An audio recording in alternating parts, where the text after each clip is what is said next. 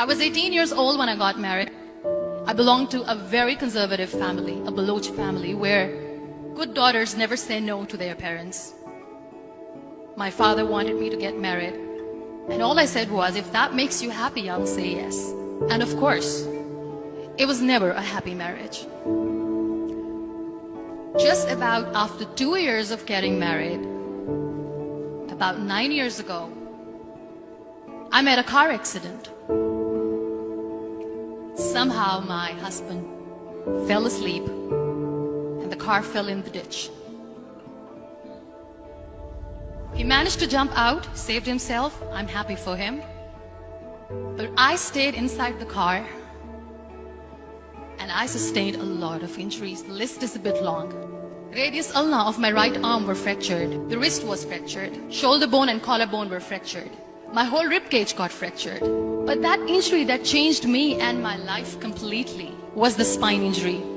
Many people came to rescue. They gave me CPR. They dragged me out of the car. And while they were dragging me out, I got the complete transection of my spinal cord. Those 2.5 months in the hospital were dreadful. I was at the verge of despair. One day, doctor came to me and he said, well, I heard that you wanted to be an artist, but you ended up being a housewife. I have a bad news for you. You won't be able to paint again. Next day, doctor came to me and said, your spine injury is so bad. You won't be able to walk again. I took a deep breath and I said, it's all right.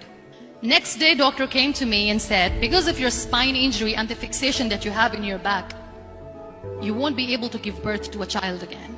That day, I was devastated. I started to question my existence. Why am I even alive? So what kept me going was, one day I asked my brothers, I know I have a deformed hand, but I'm tired of looking at these white walls in the hospital and wearing these white scrubs. Bring me some colors, bring me some small canvas. I want to paint. So the very first painting I made was on my deathbed, where I painted for the very first time. What an amazing therapy it was. Without uttering a single word, I could paint my heart out. I could share my story. People used to come and say, what lovely painting. So much color. Nobody could see the grief in it. Only I could. And that day I decided that I'm going to live life for myself. I am not going to be that perfect person for someone. I am just going to take this moment and I will make it perfect for myself. That I'm going to fight my fears. So I wrote down one by one all those fears. And I decided that I'm going to overcome these fears one at a time.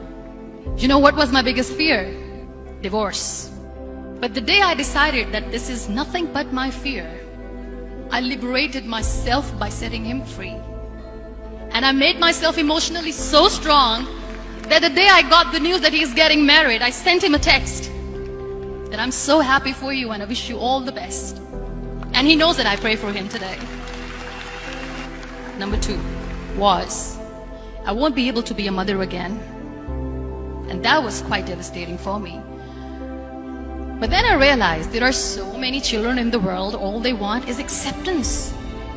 So there is no point of crying, just go and adopt one. And that's what I did.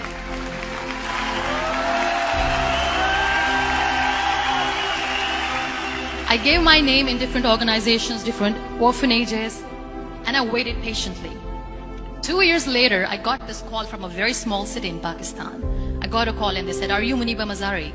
There is a baby boy and would you like to adopt? I could literally feel the labor pain. I said, yes, yes, I am going to adopt him. I am coming to take him home. And that day, I was 2 days old, and today he's 6.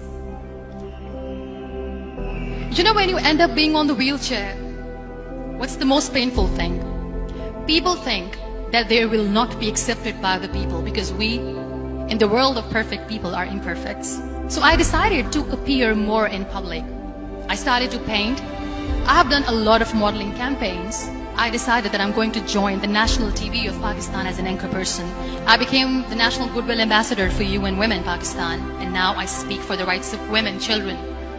I was featured in BBC 100 Women for 2015. I'm one of the Forbes 30 under 30 for 2016. So when you accept yourself the way you are, the world recognizes you. It all starts from within. We have this amazing fantasy about life. This is how things should work. This is my plan. It should go as per my plan. If that doesn't happen, we give up. I never wanted to be on the wheelchair. Never thought of being on the wheelchair. This life is a test and a trial, and tests are never supposed to be easy. So when you're expecting ease from life, and life gives you lemons, then you make the lemonade, and then do not blame life for that. It is okay to be scared. It is okay to cry. Everything is okay, but giving up should not be an option. They always say that failure is not an option. Failure should be an option, because when you fail, you get up, and then you fail, and then you get up, and that keeps you going. Embrace each and every breath that you are taking. Celebrate your life. Live it. Don't die before your death. Real happiness lies in gratitude. So be grateful, be alive, and live every moment.